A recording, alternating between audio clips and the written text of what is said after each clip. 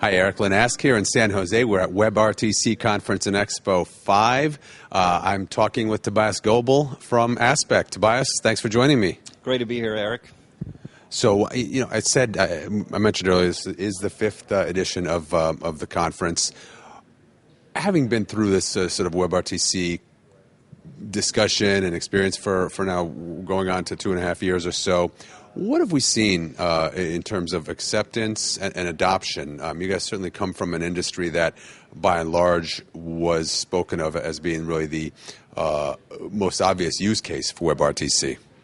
Well, so it's interesting. With any emerging technology, I think it's first a techie play, and you see that when you go to these conferences. And over time, it makes it into the enterprise, makes it into other organizations, marketing, people that see the aspect of what you can do with it from a use case perspective.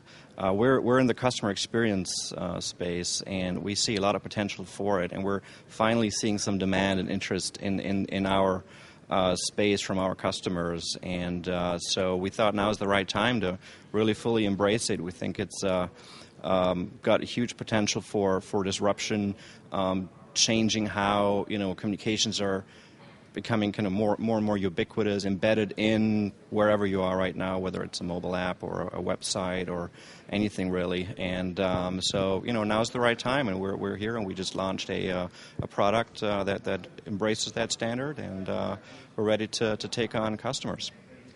You mentioned seeing increased interest from your customers. What do you think is driving that on their part?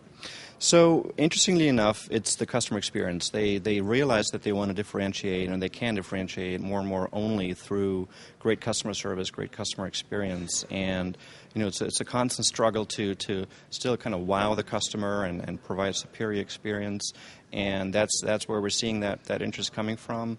And there's also some industries like banking who have the need for these one-to-one relationships when it's about mortgage processing and advising, financial advising, where customers want that kind of face-to-face communication. And WebRTC enables that without needing to have an expert physically present with you in the same room. So we're seeing interest from banks that want to put a kiosk in the branch, especially as the branches and their functions are also changing. We're seeing banks putting up, terminals in malls, like a private banking space inside a mall. So that's primarily what's driving it. So this sounds, even though on the back end it's certainly a technology play, but it's really a human and an interaction play. It very much is, and I keep telling the people that I talk to, it's we now need the creative people to come in and step in and find out what's the best way to present this from a UX UI perspective, right? It's a technology play at first, but then it becomes a use case and business case play, and that's where we are now, a few years into the standard developing. How do you envision companies really monetizing WebRTC? When you start talking about things like customer experience, it's a little bit harder to put some money behind that. It is, but customer experience becomes a way to actually retain customers and also grow the customer base. Customer experience becomes a marketing tool. You can market your brand. You can improve your reputation by providing a better experience versus your competitors. But WebRTC is also about reducing cost. If you think about what happens if a customer today needs to reach out to a business, they're still kind of hardwired to think, okay, I need to find a phone number and dial it on my phone. And I think that's going to change. And where do people go to find out the number? They go to the website of the company, or they launch the mobile app. But previously, they were forced to then leave the website again and leave the mobile app and then pull out their phone and dial. Now we can embed that communication, that audio connection right into the mobile app, right into the website. And the communication then happens on the internet and telephony over VoIP versus the PSTN and versus toll-free numbers, which are expensive. So there's a potential for cost reduction there, but customer experience is more and more a factor that actually helps retain customers, grow customer base. In order to make WebRTC truly part of ubiquitously part of that user experience or that customer experience, how important is it to ultimately get Microsoft and Apple on board?